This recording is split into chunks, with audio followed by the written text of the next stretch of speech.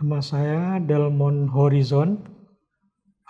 Pekerjaan sekarang adalah peternak, mengelola ternak sebanyak 75 ekor, 25 untuk breeding, 50 fattening. Jadi source cost ini dari kebutuhan saya sebenarnya mengelola petani dan berusaha sendiri, itu sangat besar manfaatnya kami rasakan. Karena di kegiatan kemarin itu kita langsung berada di antara peternak dan pengusaha ternak yang ada di Australia. Kita melihat langsung seperti apa mereka melakukan kegiatan mulai dari breeding sampai finishing sapi yang akan dikirim untuk siap potong. Manfaatnya ke kita, dari awal kita kan hanya meraba-raba menurut pengetahuan kita sendiri. Pengalaman yang kita dapat seperti cara mereka pembibitan, cara mereka menggemukkan, dan cara mereka membuat pastur. Apa yang saya impikan itu saya temukan. Seperti kita berada di Range Valley itu kemarin. Mereka itu kan termasuk perusahaan yang nomor 2 terbesar di Australia. Nah, kita banyak dapat masukan. Mulai dari komposisi pakan, meramu pakan, dan saat finishing. Kalau di Indonesia itu pastur imeknya harus rumput unggul.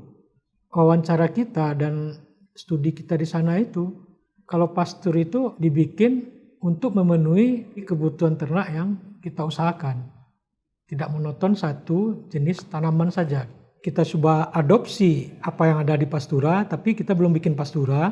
Kalau di tempat kami itu tanaman sekitar mewakili, seperti adanya pastura di Australia. Seperti tanaman pagar, itu ada lemtoro, ada kaliandra, dan ada legum-legum yang lain yang tumbuh di sekitar yang tadinya kita abaikan. Tidak kita masukkan ke dalam pakan yang kita formula. Nah, yang kita dapatkan di Australia, mereka memanfaatkan ini. Jadi saling menyumbang terhadap komposisi gizi yang harus diterima oleh ternak. Dan itu sudah saya terapkan kemarin, beli ternak-ternak yang baru. Itu kita coba menerapkan apa yang kita dapat dari sana. Dalam rentang 100 hari itu hasilnya signifikan sekali. Dan itulah yang kita coba berbagi dengan masyarakat sekitar dan orang-orang yang membutuhkan. Finishing di ternak itu kan target kita sebulan ke depan sudah mau dipasarkan atau mau dipotong. Kalau biasanya kita kan dari awal pemeliharaan sampai dia mau dipotong itu kan stagnan aja pemberiannya. Tidak ada peningkatan.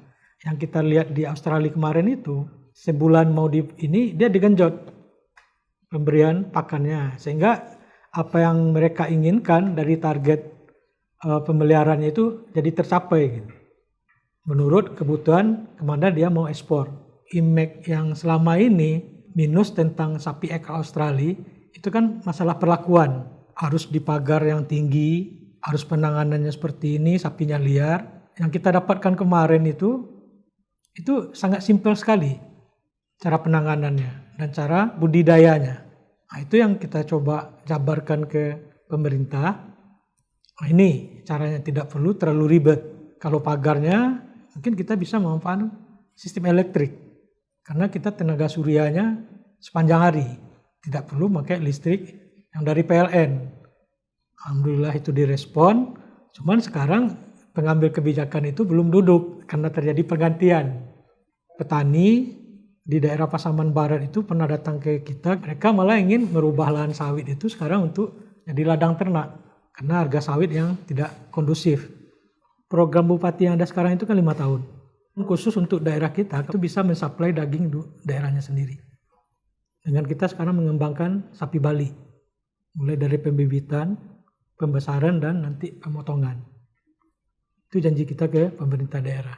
Karena begitu sederhananya kita lihat, dan kita tidak akan seribet orang Australia bikin pastura awal. Karena sudah ada bahan-bahan makanan yang mensuplai itu masih tanaman liar yang ada di daerah kita.